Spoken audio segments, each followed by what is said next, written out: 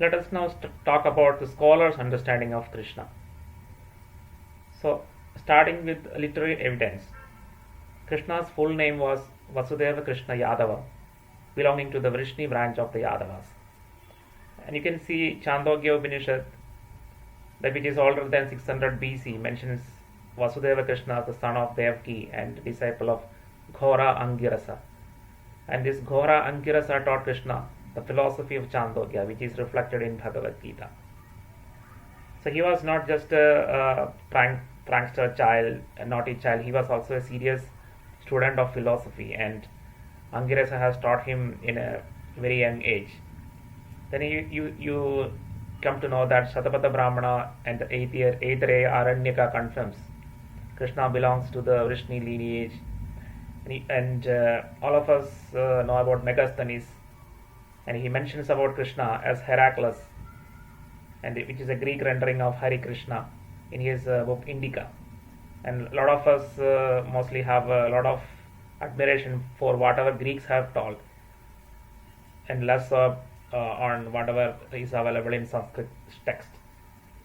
He was a Greek ethnographer and an ambassador of Seleucus to the court of Chandragupta Maurya. And Megasthenes also is mentioning about other things related to Krishna, like his kingdom, Surasena. All of this with a different rendering, because Greeks cannot pronounce all of this correctly. Mathura, and also he talks about Yamuna as Jabores, Mathura as Mathura, Krishnapura, that is he calls it Klesobora, which is an alternate name from Vrindavan. Then you also comes to know that when Alexander confronted Puru, which the Greeks mention as Porus, the soldiers of Puru held with them images of Krishna. The oldest text describing Krishna is obviously Mahabharata, with its score dated to around 1600 BC, based on the studies of S.R. Rao. Mahabharata contains the life of Krishna since the time he met the Pandavas and Panchali. It doesn't contain the childhood life of Krishna. And the childhood life of Krishna is mentioned in the triad, that is the Harivamsha, Vishnu Purana and Bhagavata, considered as the primary Vaishnava texts. And in Buddhist writings, Krishna is mentioned as Kanha. The Ghata Jatakas gives an account of Krishna's childhood, corroborating his childhood mentioned in the Harivamsha, Vishnu Purana and Bhagavata. Jains have an elaborate system of ancient patriarchs, and it includes Vasudevas and Baladevas in the city Dwaravati. And Arthashastra of Kautilya, which is 4th century BC, says Vasudeva was worshipped as a supreme deity. Patanjali in his Mahabhashya mentions about Krishna and his brother Sankarshana, that is Balarama. An inscription about the worship of Krishna with Balarama, Pradyumna and Aniruddha and Samba is found in Mora near Mathura, and it is dated to 1st century BC. Panini mentions Vasudeva Krishna, Arjuna, Nakula, Kunti and others in his grammatical works. And you have a lot of characters in Mahabharata not directly related to Krishna, like Vichitra Virya is mentioned in Yajurveda, Kataka Samhita, and Shikhandi Yajnaseni, that is Shikhandi, is mentioned in Kaushitaki Brahmana. Then Janamejaya, that is the grandson of Abhimanyu, and Abhimanyu is Krishna's sister's son, and they are mentioned in Aitareya Brahmana. Parikshit, who is Abhimanyu's son, revived by Krishna, and he is mentioned in Shatapada Brahmana, and Atharva Veda also mentions about him. Coming to archaeological evidence, we have a discovery of Krishna's Dwaraka by S.R. Rao, and it is based on the underwater excavations since 1980s. It is detailed in his book The Lost City of Dwaraka, which is published in 1999. And what we get from there is a submerged township which was discovered off the coast of Gujarat near the modern city of Dwaraka and Bet Dwaraka.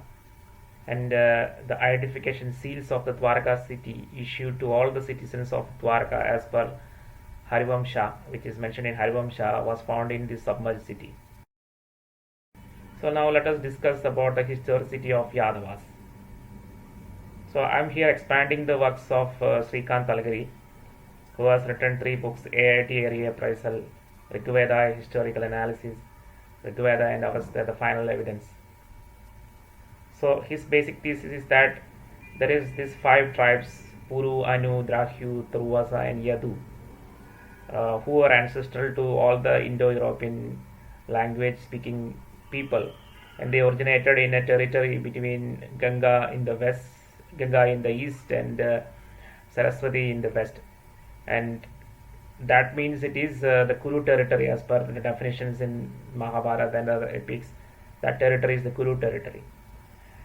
So, according to him, the Purus are the original Indo-Aryans who authored the Vedas, whereas the Indo-Iranians can be identified as Anus, who have migrated from the homeland in the Kuru territory and then went to Iran.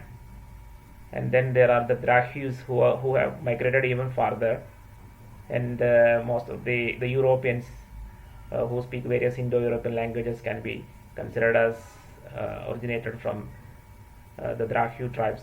And then there are the Turvasas and Yadus, and the Yadavas are actually derived from the Yadus, who have migrated south to the south and populated the southwestern India. And the Turvasa tribe, Turvasa people, they have, some of them went along with the Yadavas, and others migrated westward, reaching this Turkey and Europe. So this is the basic thesis of Talagiri, and I am expanding on it, showing that the Anavas in the Iran, they split into the Avestans, who stayed back in Iran, and the Danans, who are mentioned in the Greek epics like Iliad and Odyssey.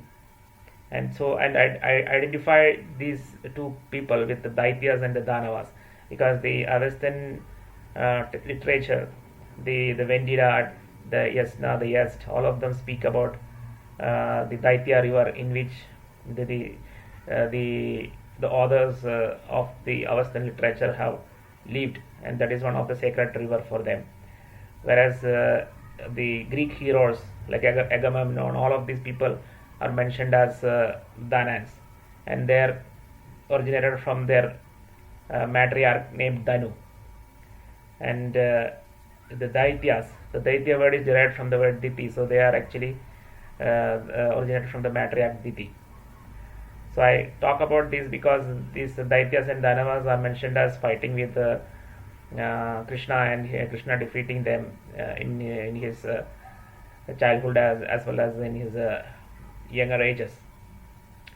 And I also have a concept of Ailas, who are actually the ancestral to all these 5 tribes, starting with goddess Ila, and then Pururavas, Ayus, Nahusha and Yayati. And before these Ailas, you have the Adityas, who are actually mentioned as the gods in Rigveda.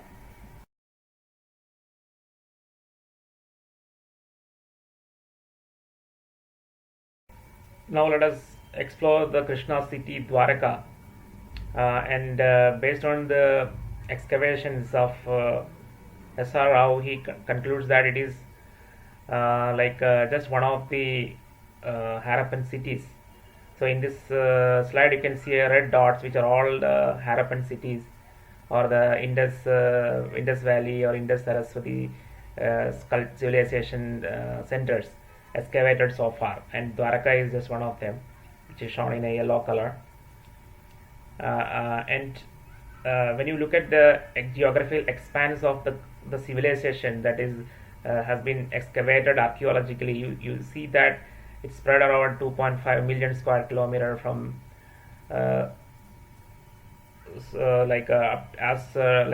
the Makran coast of Balochistan to Alangirpur in the east in Uttar Pradesh, and from Bursa in somewhere in Kashmir to Daimabad in Maharashtra. So it's a very long, very large kind of expanse, almost like the entire southeast, the northwest India is covered in this area. And the time period of the Harappan culture, if you look at it, is from 8000 BC, 8000 BC to 1300 BC, and that is the period in which the Mahabharata war can be dated. So when you look at all these together, then you understand that this entire epic called Mahabharata is basically which involves Krishna in Dwaraka and then the Pandavas in Indraprastha. So this is basically reflecting this particular archaeological excavation of these Harappan cities.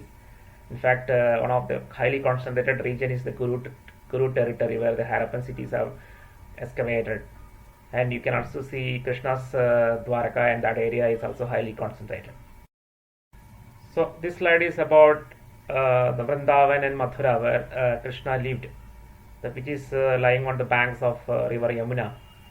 And in this map, where you can see the Kuru territories, and the Panchalas to the east, Salva to the west, Matsya to the south, Surasena to the south, Trigartha to the north, and then you can see Kamika and Dvaitavana to the west of the Kuru region.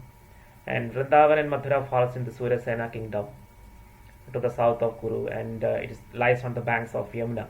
And they can still be seen as such without any change. Yamuna is there, Vrindavan, Mathura, none of them have changed their names. So the historicity of these places cannot be anyway refuted. There is no question about their historicity. And you can also have this interesting fact that the IE dispersal scenario, which I have talked in the last slide, tells about Yadavas migrated from the Kuru territory or this northern region to south and southwest.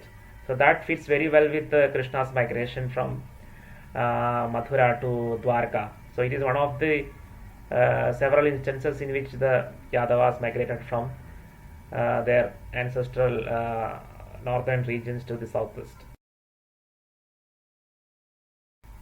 Now let us talk about Kurukshetra.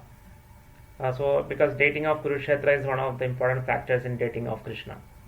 So Mahabharata defines Kurukshetra as the land between Saraswati in the north and Drishatvati in the south. And it is the land between the four corners, which is Tarantuka, Arantuka, the lake of Rama, which is Samanta Panchaka, and then Shama Chakra. And it is a sacred plain of Kuru king, where he has used it for cultivation. It's highly populated with a lot of holy sports along the southern banks of Saraswati. It is mentioned as the place of many ancient battles, not just the Kurukshetra war of the Pandavas. All the Devasura battles, which in hindsight is the Vedic versus Avestan conflicts, all of them are actually fought in Kurukshetra. There is a battle of Devas and Varuna mentioned in Kurukshetra. The battle of Kartikeya, that is Subramanya versus Daitya Taraka, it happened in Kurukshetra. Battle of Bhargavarama and Bhishma, it happened in Kurukshetra. Then the battle of Chitrangadas, the Gandharva Chitrangada and the Kuru king Chitrangada, they battled in Kurukshetra. And last we hear about the Kurukshetra war of the Pandavas and Kauravas. It is also a place of astronomical observations. Like many places like Garga Srota, Kurukshetra and Samanta Panchaka are known for astronomical observations and astrological rituals. It is also a place of pilgrimage with many pilgrim sites like Sapta Saraswata, Vasishta Pravaha, Brahmayoni, and then Ramatirtha, Samanta Panchaka. All of them are like holy spots. And it is a place of asylum and hermitages of almost all the sages sacred to dharmic tradition like Bhrigu, Shukra, Brihaspati, Vasishta, Vishwamitra, Vyasa, Shuka, Devala, Bharadwaja, etc. It's a locale of the place where the Varuna, Indra, all the Adityas, Kaurava, the Kubera, that is Yaksha Kubera, Vaishravana, then Skanda, that is Kartikeya, then Yayati, Bhargarama. All of these people are mentioned as either living in this region or doing battles here.